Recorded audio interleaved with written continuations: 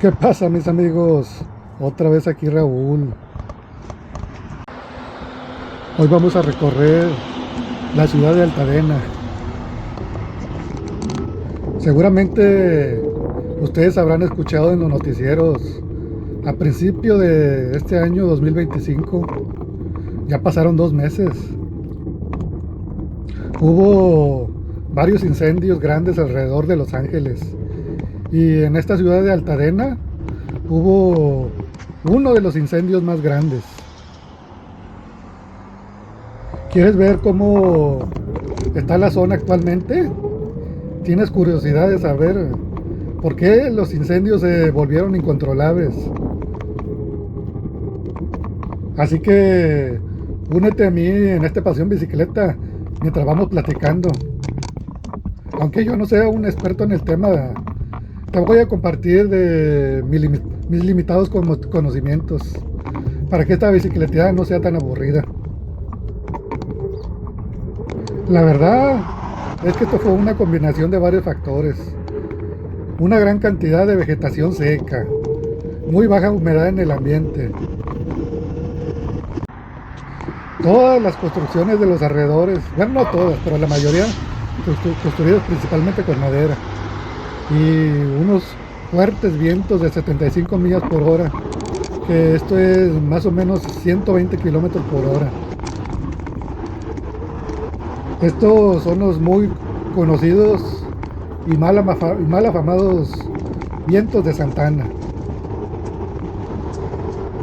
Aunque por supuesto que también hay muchas otras cosas que pudieron influir para que estos incendios se propagaran muy rápidamente, como la prevención y preparación de los bomberos y las autoridades.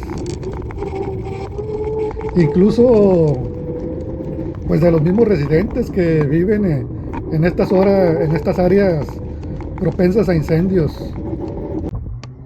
Pues algunas de las casas y construcciones que se salvaron en los incendios, pues algunas de estas construcciones sí fueron construidas con materiales contra incendios.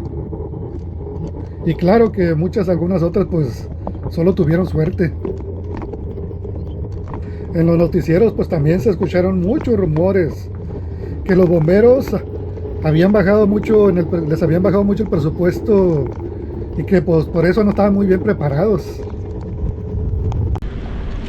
Y pues yo me pregunto a mí mismo, si estos vientos de Santana ocurren varias veces al año tras año, y siempre con el peligro de propagar incendios, ¿acaso no es suficiente para que todo esté bien planeado?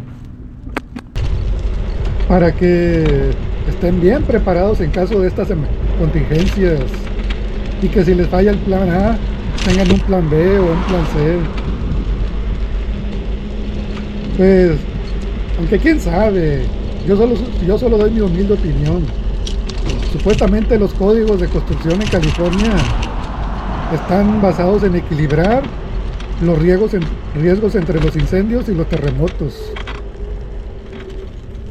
Pues, por ejemplo, el concreto es muy peligroso cuando hay terremotos. Y pues toda el área de California es muy propensa a terremotos. Por eso las casas son construidas con madera. Pues la madera es más barata y más rápida de construir. Y es más flexible para aguantar los terremotos. Pero se supone que el exterior de las casas debería estar construido contra incendios. Allí es donde está fallando los códigos de la ciudad, o quien quiera que sea que se supone que debería de revisar esto. Y pues esta es una de las principales causas para que los incendios se propaguen de una manera bastante rápida. Una cierta complicidad entre las autoridades o los dueños de las casas que no siguen los códigos, ya sea por negligentes o simplemente por ignorancia. Pues se supone que el exterior de las casas debería estar construido con materiales resistentes al fuego.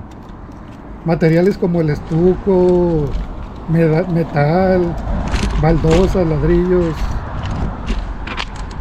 Aunque claro, que también puede ser por la falta de dinero. Pues Una de las cosas que sí son buenas las autoridades es para cobrar impuestos. Y como aquí en California las casas están bien sobrevaloradas, pues entre mejor esté arreglada una casa, esta sube mucho más de valor. Y cada año se tiene que pagar una gran cantidad de impuestos. Imagínate esto que te voy a decir. Cada casa aquí en la ciudad de Altadena es arriba de $1,000,000. Lo que quiere decir que cada propietario de casa tiene que pagar arriba de $10,000 al año solo en impuestos. Y entre mejor esté arreglada una casa, pues sube más de valor y más impuestos le toca pagar al año.